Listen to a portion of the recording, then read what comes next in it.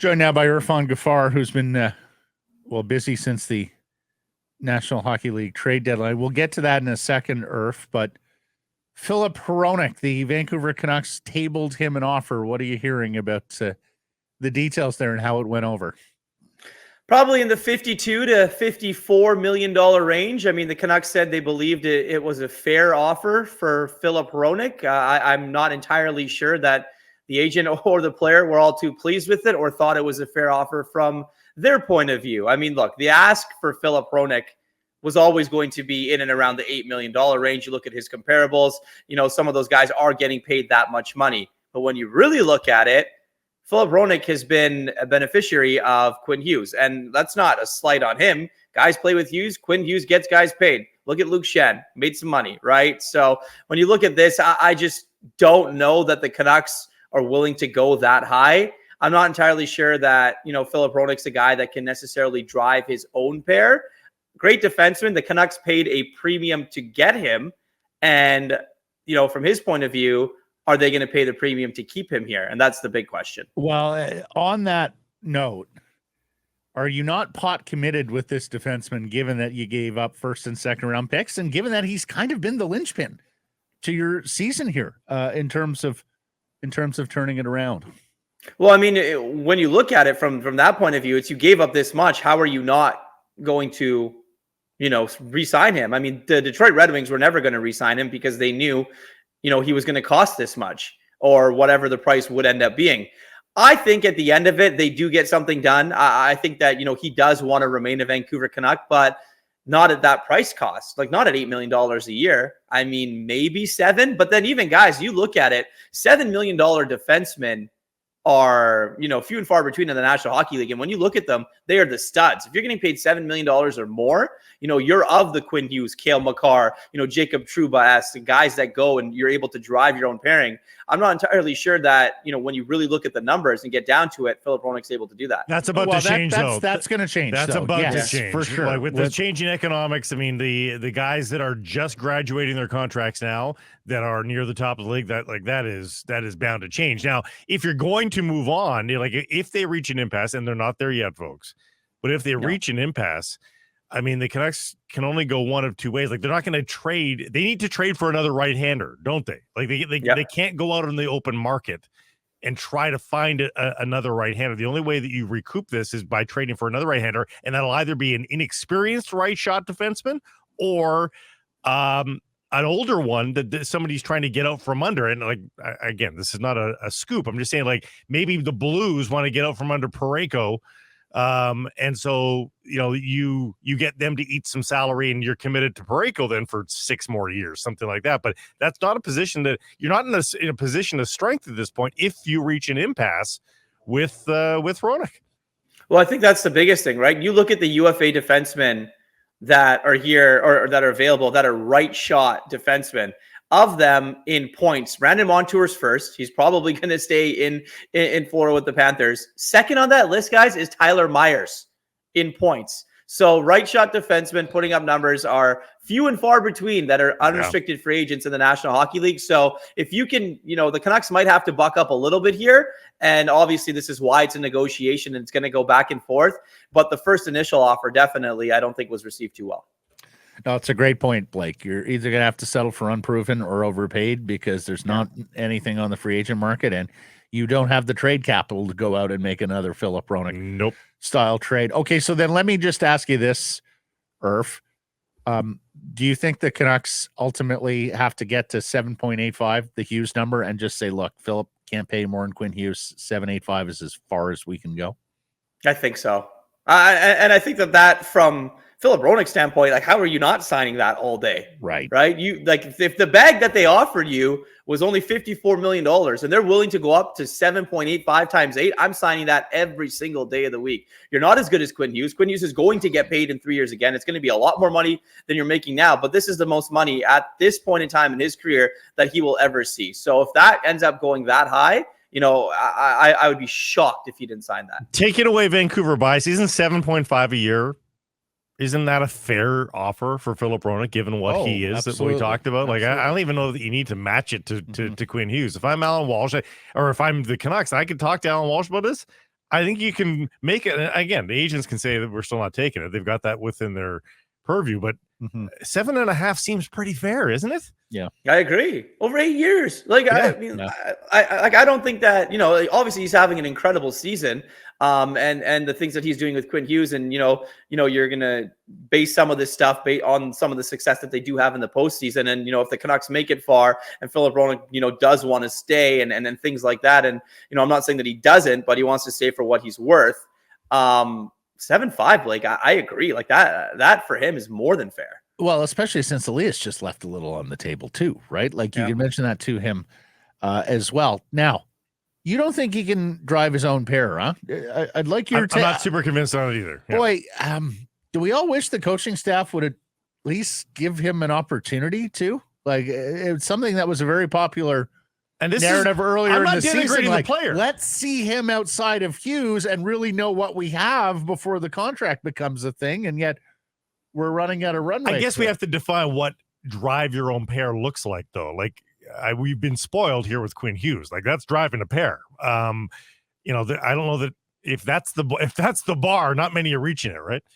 No, I agree. But I think that when you look at it, when Quinn Hughes was put with Noah Juleson and Filip Hronek went and played with Nikita Zadorov, you really didn't notice that bottom pairing. Now, that's a good thing and a bad thing. So sometimes you don't notice those guys, and because they're doing things that are well. But if you're not noticing a guy on your bottom pairing and you're going to want to pay him $7.5 million a year, there's something to be said about that. When we spoke last week, or if we were talking about the potential of, big deadline additions, right? Like, they were in for some very big names at one point, and we're through sort of the deadline season, if you want to roll it back to Tanev. And of course, the deal they made for Elias Lindholm, they wind up with nothing. They wind up with nothing. How did all of that go down?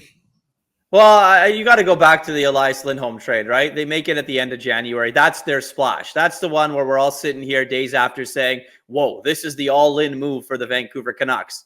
But then over the course of the next month, they didn't have a good February. And then you said, okay, now the Canucks need to add something. And they need to add something, whether it's a top 9 forward. I know that they would have liked to have that done, or whether it was Blake, as you mentioned, maybe another right shot defenseman, or at least a depth move in some regard. They didn't do that. Patrick Allvin said that, he believed he was in on a lot of the conversations. I do think that, Tyler Toffoli thought it was Vancouver or Nashville, ultimately ends up in Winnipeg.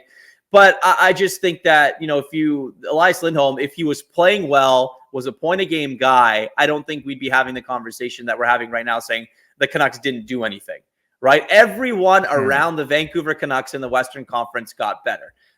Every single team. And obviously we know what Vegas did, and that's just a little crazy to be completely honest. But that's Vegas doing Vegas things. I think when you look at it, if you're a Canucks fan, you say, okay, this is the team that we have. But if there was an opportunity to get better for another depth option, that's what the fan base probably would have. And I get the fans, those who are using the coping mechanism of Lindholm was our deadline edition. And the team's playing well. We didn't have but the fact of the matter is Canucks management went from pursuing some of the biggest names on the block to getting nothing. So, for me, that they recognize something that needed improvement and weren't able to achieve it.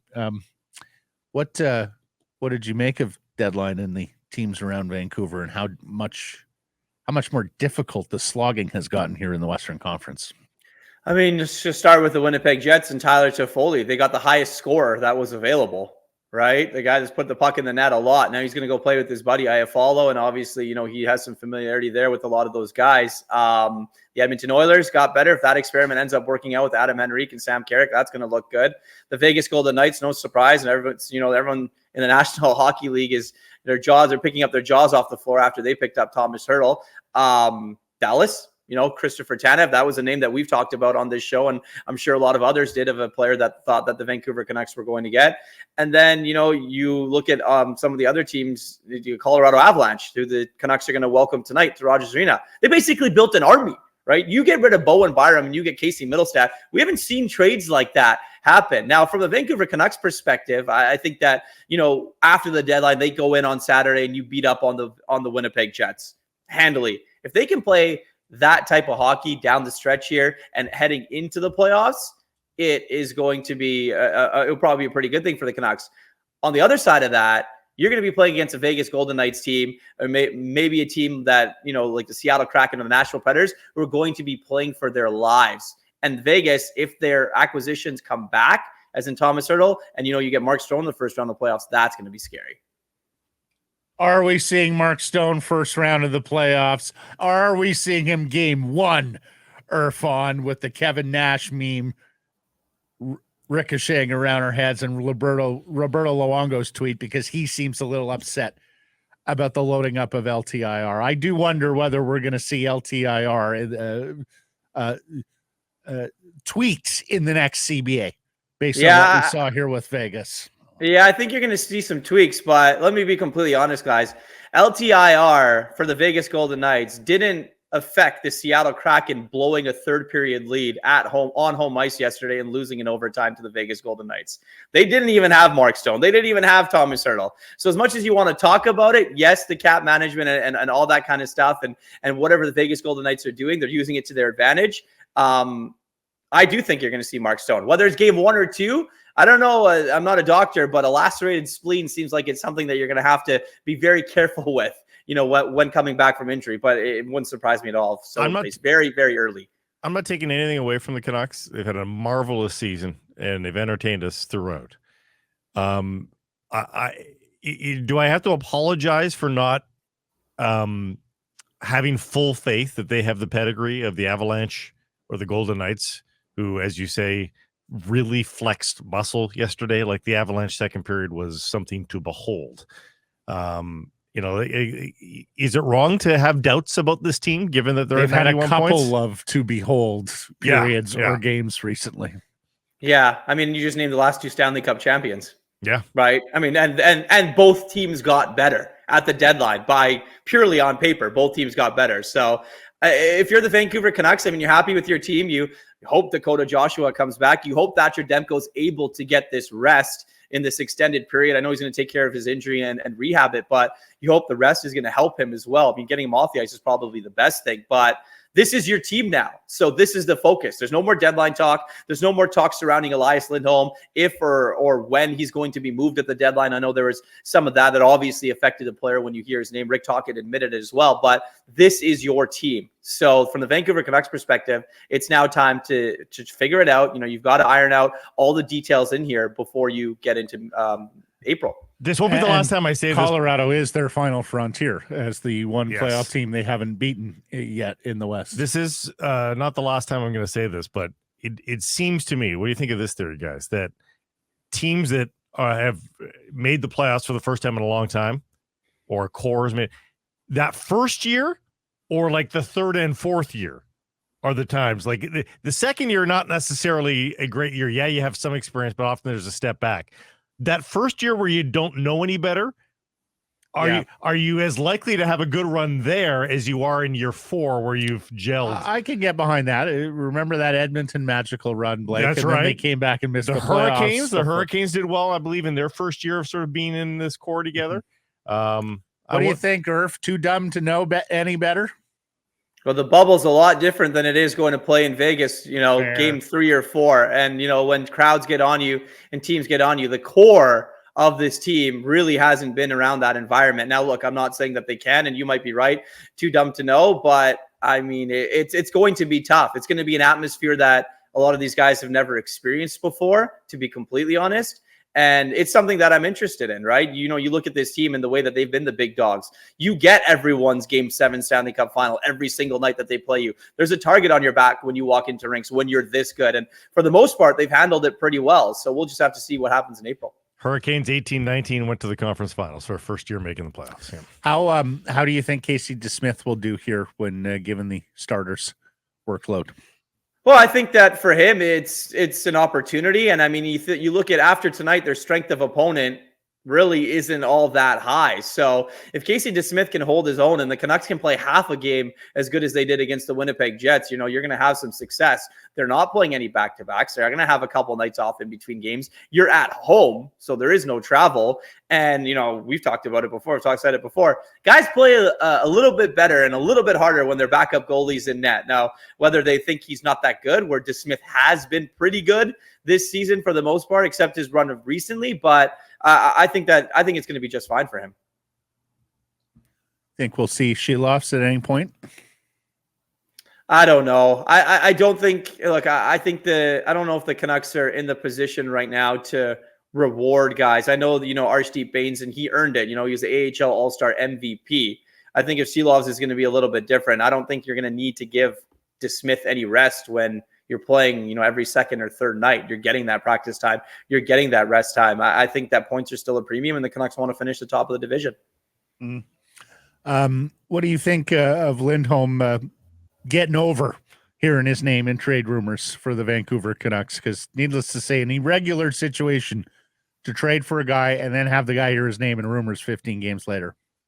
Well, I think the one thing it affected him. I don't think there was any secret of that. The week leading up to the deadline, when the report came out that, and making calls about Boston and things like that, I don't think it was any secret that it affected the player and, the family as well and things like that. The Canucks acquired him, and he was on the air. It was in the air coming back from Cabo. He hasn't been here yet, basically, for an extended period of time. Hasn't really had line mates that have been consistent. I know he's playing with Garland and Podkolzin now, which has kind of been a little bit of a line, and they've been able to do a few things well. It's going to be interesting, right? I think that they do like him. I think that both the player and management understand that he needs to play a lot better. And he also needs to play a lot better in the back of his mind because he's an unrestricted free agent. If you're going to want to go get your $8.5 million or what have you, you're going to need to play better. You're going to need to show other teams that down the stretch run you can be dependent on. You need to go back and try and be that guy that put the puck in the net 40 times in your career. So I do expect a motivated Lindholm the rest of the season. We're going to hopefully maybe see some power play time for him if they decide to tweak things again and load up as we head into the playoffs. But I expect him to play a little bit better. Does that rumor kill any chance of him becoming a Canuck going forward? I don't know if it kills any chance. I know that there really has been no negotiation talk. And that was their message from the very beginning, that there wouldn't be until the end of the season. And then by that account, Lindholm's going to take a look at what he feels that he wants to do, what's right for him and his family. And the Vancouver Canucks are really going to have to decide if you're going to pay three centers that much money. Yeah, and the way he's wound up deploying him, that becomes, I think, the biggest issue here, even perhaps more than the trade rumors and him having to get over that, is that he's signing up to be a third-line center in the near term. And I'm just not sure you're going to be able to convince they're going to point to that points column and say, that's a third-line center. Yeah, and he's going to point to like 20 other suitors and say, I'd play first or second line there. Yeah, probably true. Score a lot more points. Yeah, I mean, you look at Chandler Stevenson, but only unfortunate Chandler Stevenson's going to point and say, "I got one of these." So that's the thing, right? Is he one of the coveted centers on this UFA class? Yeah, I think so. Yeah, I think he's going to be a guy there as well. So you're telling me it's as deep as the right shot defense free agent class? and nothing against Stevenson. He's a very good player. I thought perhaps a little miscast in his role there in Vegas, playing as high up the lineup, but give him full credit for turning into the hockey player that he's turned into. I see he's played some wing there as well in Vegas this year, and he's a terrific player with the Stanley Cup ring. So Irf's right. He's going to get paid as well. Hey, these guys, the scarcity of unrestricted free agents in this league drives the price up on all of them. Yep. We've seen that year after year. You have to go down the pecking order to the Pius Suter level of player before you find any bargains in unrestricted free agency. Irf, awesome stuff. Thanks for this, buddy. We'll catch up next week. All right, gentlemen. Thank you. Be well. Hey, everybody. If you're enjoying what you're seeing here, then follow along with Sekeres and Price on YouTube. I promise more content coming. The kids call it subscribe on YouTube. Well, how about liking it? Do that as well. Smash it right now.